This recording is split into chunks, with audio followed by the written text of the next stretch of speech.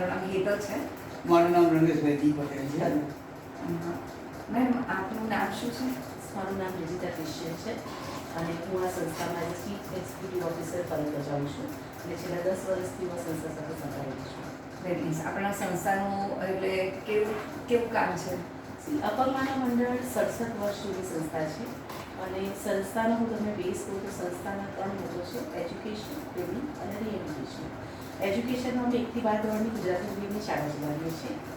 ટ્રેનિંગમાં અમે એવું નક્કી કર્યું છે સંસ્થા મેનેજમેન્ટે કે 12 ધોરણ બાળક પૂરું કરે અને એના પછી કોલેજમાં જાય તો થ્રુઆઉટ ધ યર્સ અમે લોકોએ એવું નોટિસ કર્યું કે અમદાવાદ જેવા સિટીમાં અને એઝ અ ડિસેબલ તરીકે એટલે કે સંસ્થામાં તો રાઇટ્સ છે, સગવડો છે, રહેવાનું, જમવાનું, ભણવાનું બધું જ ફ્રી છે, પણ જ્યારે બહાર પગ મૂકવાનું આવે ત્યારે કદાચ જે સેલેરી સ્કેલ્સ મળે એમાં એનું ગુજરાત શક્ય ન થાય અથવા એને મોબિલિટીના ઇસ્યુ થાય તો શું?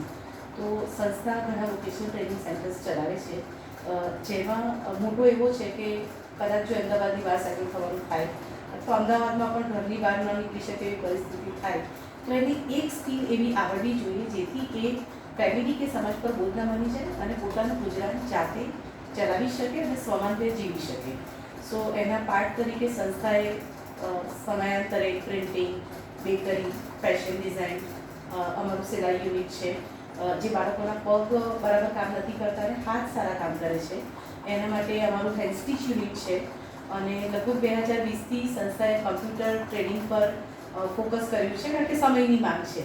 તો અમે આખા વર્ષનામાં ડિપ્લોમા કોર્સીસ ચલાવીએ છીએ. તો અમે 1 બેચથી ચાલુ કર્યું છે અને આજે અમે 8 બેચીસ રન કરી રહ્યા છીએ.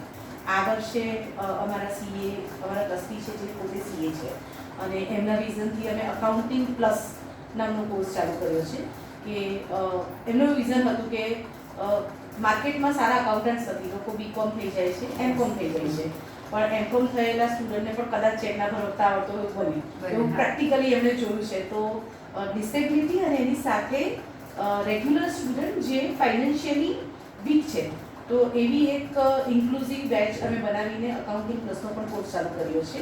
એટલે એક અમે નવું સોપાન ચાલુ કર્યું. એટલે આવા વિવિધ કોર્सेस અમે ચલાવતા રહીએ છીએ. દિવ્યાંગ ઉદ્યોગ સાહસિકતા નામનો એક કોર્સ ચાલે છે જેમાં દિવ્યાંગોને પોતાનો ઉદ્યોગ ચલાવવો હોય કે સ્થાપવો હોય તો કેવી રીતે કરવું, પ્રોજેક્ટ રિપોર્ટ કેવી રીતે બનાવવો, માર્કેટિંગ કેવી રીતે કરવું, શું લીગલ પ્રોસેસીસ છે એના માટે પણ સંસ્થા હેલ્પ કરે છે. એક 45 દિવસનું રિટેલ કોર્સિંગ આગળ ચાલે છે જેમાં 45 દિવસમાં અમને રિટેલ સેક્ટર માટે તૈયાર કરવાના. એસઆર છે, અમદાવાદ બંધ છે, એવા મોલ્સ છે, પેરેડિયમ છે, ત્યાં જો એને કેશ કાઉન્ટર પર અથવા as a sales executive job જોઈતી હોય તો what skills they need, English, personality development, grooming, આ બધા સાથે થોડું એમને ટ્રેન કરી અને અમે એમને પ્લેસ કરીએ છીએ અને ઓલમોસ્ટ અમારી બધી બેચીસ 100% પ્લેસમેન્ટ સાથે ડન થાય છે. સિવાય કે સ્ટુડન્ટને બીજા કોઈ કોર્સમાં એડમિશન લેવો હોય કે આગળ ભણવું હોય નહીં તો અમે એમને 100% પ્લેસ કરી દઈએ છીએ. તો આ સંસ્થાની મારો આજે 10 વર્ષનો કન્ટિન્યુઅસલી એક્સપિરિયન્સ છે. હવે એ એક્સપિરિયન્સના આધારે રમનારી દ્રષ્ટિએ એવા કેટલાય બાળકો જે હશે કે જે ઘણા આગળ નીકળી ગયા છે અને ઘણા લોકો ઘણા આગળ નીકળી ગયા છે અને એનો તમે ગર્વ કદાચ લેતા હશો. ઘણા આગળ નીકળી ગયા છે. એટલે હું 10 વર્ષનો મારો અનુભવ અને મારી પહેલાંના જે અનુભવો મેં જે જોયા છે, વાંચ્યા છે કે મારા સિનિયર્સ પાસેથી સાંભળ્યા છે એમની પણ વાત કરું તો અમારા સ્ટુડન્ટ્સ અત્યારે પીએસઆઈ છે, મામલતદાર છે, તલાટી છે, ક્લાસ 2 ઓફિસર્સ છે ગવર્મેન્ટમાં અને પ્રાઇવેટમાં પણ વાત કરું તો ઘણા સ્ટુડન્ટ્સ પોતાના સક્સેસફુલી બિઝનેસ ચલાવી રહ્યા છે અને અમને આવીને જ્યારે મળે છે અને કહે છે કે હું અહીંયા હતો ને હું આ કરું છું તો એમને ઘણો આનંદ થાય છે. અત્યારની પણ વાત કરું તો આજે સ્કિલ ડેવલપમેન્ટ કોર્સીસ અમે ચલાવી રહ્યા છીએ. એમાંથી બાળકો ટાટામાં જોબ કરે છે, વોલ્ટાસમાં જોબ કરે છે, ઇન્ફોચિપમાં જોબ કરે છે, ઇન્ડસ્ટ્રીયલ રેન્ડમાં જોબ કરે છે. નામી કંપનીઓ છે જેમાં કદાચ આપણે એવું કહીએ કે આપણા બાળકો જો સામાન્ય ભણે તો એને 10-15 હજારની જોબ મળતા પણ અત્યારે સ્ટ્રગલ થાય એવો જે એરા છે એમાં જ્યારે દિવ્યાંગ બાળકો 20-25 હજારની સેલેરી સાથે કમઅપ આવે છે ત્યારે બહુ જ સારી ફિલિંગ આવે છે કે એક જિંદગી આપણે બનાવી શકીએ. ના એટલે ખરી વાત છે. એ લોકોને બી આમ થાય કે ભાઈ હું આ કરે એનું પોતાનું જીવન ધોરણ બદલાય છે અને સાથે એના જીવન પોતાનું જીવન ધોરણ ધોરણ બદલાય છે. તો આ પેરેન્ટ્સને શું કહેવા માંગો છો? ઘણા પેરેન્ટ્સ એવા છે કે જે આ બધું એમના બાળક ધારો કે દિવ્યાંગ કે આવું હોય તો એ ડરે છે સમાજમાં આવવા માટે કે ભાઈ મારા છોકરાને બહાર નથી લઈ જવું. તો આપ શું સંદેશો દેવા માંગો છો? સી અમારા માટે તો ઓનગોઈંગ એક્સપિરિયન્સ છે કે બીકોઝ 67 વર્ષોથી અમે હવે એક નામ સાથે સ્ટેન્ડ કરીએ છીએ એટલે ઘણા બધા બાળકો માઉથ પબ્લિસિટીથી જ અમારા સુધી પહોંચી જાય છે કે આપણે માનવ મંડળમાં જઈશું તો અમારા બાળકની જીવન બની જશે. પણ as a whole what we do is વર્ષમાં અમે 2 વાર રિયલ લોકેશન્સ પર જઈએ છીએ અલગ અલગ ગામડાઓમાં. Okay. અમે મેડિકલ કેમ્પ્સ કરીએ છીએ તો 500-1000 લોકોનો મેડિકલ કેમ્પ થાય. એમાં જે લોકો આઈડેન્ટિફાઈ થાય ને પ્રચીસ ગોળી વ્હીલચેર સર્ચી જે જરૂર હોય અમે આપીએ છીએ. એમાં જે બાળકો આઈડેન્ટિફાઈ થાય છે એના માટે અમારા ટીચર્સ કાઉન્સેલર્સ અમારી સાથે આવે. અમે સંસ્થાનો વિડીયો જોડે લઈ જઈએ છીએ. પેરેન્ટ્સનો અમે કાઉન્સેલ તમે જે કહ્યું કે ડર તો એ પેરેન્ટ્સને અમે સંસ્થાનો વિડીયો બતાવીએ છીએ. એનું અમે કાઉન્સેલિંગ કરીએ છીએ કે જો આટલા બાળકો આગળ વધી ગયા છે અમને તમારું બાળક આપો.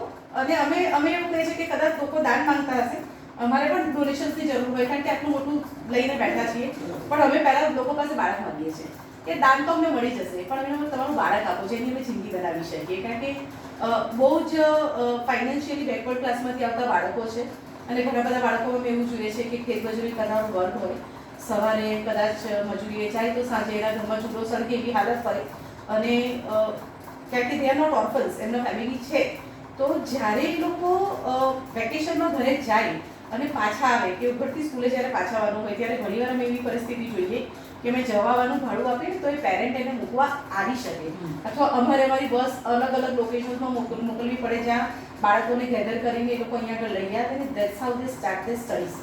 અને કદાચ બાબા બહુ દૂરથી આવ્યા હોય તો અમે એક રાત રાખીએ એને જમવાની રહેવાની સગવડ આપીએ. તો આ બધી જે સ્ટોરીઝ છે એમાંથી અમારે એમને કાઉન્સેલિંગ કરીને બહાર બાળકને પણ લાવવું પડે કારણ કે બાળકને પણ ફેમિલી સિકનેસ લાગતી હોય અને પેરેન્ટ્સને એક ભરોસો પાવો પડે કે આ સંસ્થા છે ને તમારું બાળક બહુ સારી રીતે સચવાશે. તો દેટ્સ હાઉ વિડીયો બતાવીએ કાઉન્સેલિંગ કરીએ પેરેન્ટ્સને અહીંયા ઇન્વાઇટ કરીએ એક દિવસ અમે એને રાખીએ એટલે એનું વાતાવરણ જોવે અને હેપીલી તૈયાર થઈ જાય છે બાળકને અહીંયા પણ મૂકવા માટે. અને એ બાળક પછી અમારા માટે તો પહેલા ધોરણનું મૂકેલું બાળક એટલે 5 કે 7 વર્ષનું બાળક અહીંયાથી 25-30 વર્ષે જ બહાર નીકળે છે એટલે અમે એવું કહીએ છીએ કે અમારા 450 બાળકો છે. We are the parents throughout the years. સાચી વાત છે કે ખૂબ સરસ. બહુ ઘણું સારું કહેવાય કારણ કે સંસ્થાની ઉપર એક જે લોકો પોતાના પેરેન્ટ્સ જે પોતાના બાળકોને મૂકવા આવે અને એનો જે વિશ્વાસ તમે જીતો છો Yes. અને એ ટ્રસ્ટ જે લાવો છો એ ટ્રસ્ટના કારણે જે બાળકો અહીંયાથી ભણીને તૈયાર થઈ ગયા અને અહીંથી આગળ વધ્યા હોય એ પેરેન્ટ્સ બીજા લોકોને બી કહેતા હોય કે ભાઈ મારું બાળક એ મારી કોઈ પરિસ્થિતિ હતી નહીં હા. અને તે છતાં બી મારે મને ખબર બી નથી આના બેન મારા ત્યાં સંસ્થાના લેવા આવ્યા Yes. હતા અને મેં આપ્યો હા. પણ અત્યારે મારા બાળક જે ખરો ઘણી સારી જગ્યા પર પહોંચે છે તો તું પણ જો તારી ઇન્કમ સોર્સિસ બહુ નાની હોય કે ઘર ચલાવવાની પરિસ્થિતિ બી ના હોય ને હા. ભણાવવાની પરિસ્થિતિ ના હોય તો તમે બી એ આગળ આ વસ્તુનો લાભ લો. Yes. તો એ ઘણી વસ્તુ છે કે તમે 10 વર્ષના ગાળામાં અને જ્યારથી બી આ સંસ્થા ચાલે છે ત્યારથી એ લોકોનો વિશ્વાસ જે જીત્યો છે અને ડોનેટ આપવાવાળા બી જે એવા વ્યક્તિ હોય છે કે જે એમને લાગે કે અહીંયા આગળ ખરેખર વાતાવરણ સારું છે એટલા માટે જ અહીંયા આગળ તમારે વિશ્વાસ કહેવાનું રાખીએ. છે, વિશ્વાસ yes, trust ઉપર. તમારે અને trust રહેવો કહેવાનું જોઈએ. આજે